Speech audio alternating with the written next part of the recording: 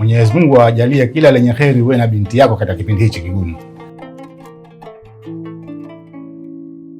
Na wasiwasi na vijana wa mtaani huwa wanamsumbua.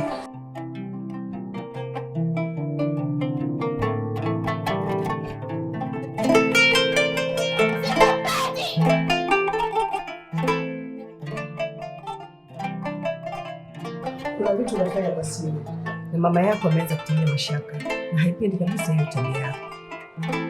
Nakumbuka kwamba mama yako ni mtu mzima, anafahamu mapito yote unayopitia na amekuja kuniambia mimi kama mwalimu wako wa darasa. Juma, najisikia huzuni sana leo. Unaweza kunifaidi kama jana? Amina, mwogope Mwenyezi Mungu. Mwenyezi Mungu hatabu zake kanda tuziwewe. Asiyesikia la mkuu mwanangu kuvunjika bure. Amina, la haula wala quwwata illa billah. Mbele zetu